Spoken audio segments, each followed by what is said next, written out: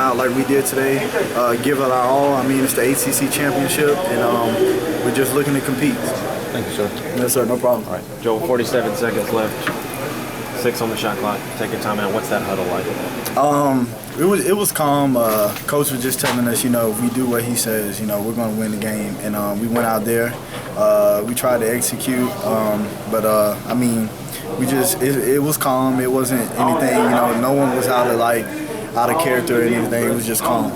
Did you get the feeling that if UVA took the lead, that you guys needed to stay in the lead? We were just trying to stay in the lead anyways. We didn't want to give them a chance to, get up on us. And so at the end, we just executed what Coach Williams wanted us to do, and we were able to come out with the win. What were you guys able to do against their defense?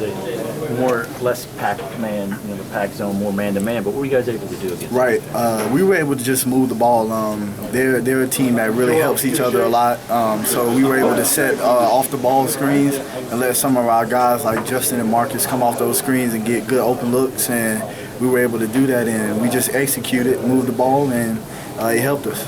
What do you think tomorrow night if you guys win this thing, Coach Williams and with Coach Smith dying and everything? What do you think it would mean to Coach Williams? I think it would mean a lot to Coach Williams with that, and just because we've been through a rough stretch during the season where we've won games, lost some games. So I think at the end of the day, Coach Williams, it'll just make him really proud, just because we bought into what he's been stressing, and now we can see what we could do when we buy into his system. Thanks. You didn't play in the first Virginia game, but you had a good view of it. The difference to me, it looked like it was so much more movement, especially you guys running a lot of that curl stuff. Mm-hmm. Justin got a couple layups because of that, and right. Isaiah got one as well. Right. That's what we wanted to do. We wanted to get our guys coming off screens. It was hard to run, have ball screens because they were hedging out so hard. So it was hard to do that. So we just tried to screen for other people. And as you can see, it helped us out. 11 turnovers in the first half. Still had a few in the second half, but they were more aggressive turnovers. They weren't as passive as some of the ones that were in the first half. Right. Some of the ones in the first half were either we threw it out of bounds and we didn't get a shot, or the ones some of the ones that they did have, they went down and scored off of it. So we were just trying to limit those. I mean, Coach doesn't get mad if you're making an aggressive play with turning over the ball, but if you're just making a silly turnover, then Coach gets upset, and those are the things we don't need. So. Justin seemed expressionless.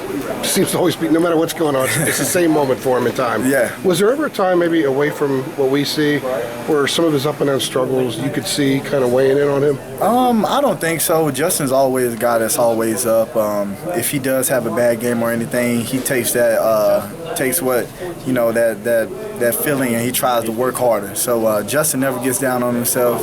He has his teammates and our coaches to keep him up, and he just continues to play, and he stepped up today and helped us out a lot. He has 8 straight games down double figures. The 3 starting to fall for him. A lot of that's because he's a lot more assertive, and I think they have to honor him a little bit more on the wing. Was there a moment you can recall where you said, you know what, this is a different Justin. This is the Justin everyone talked about in preseason?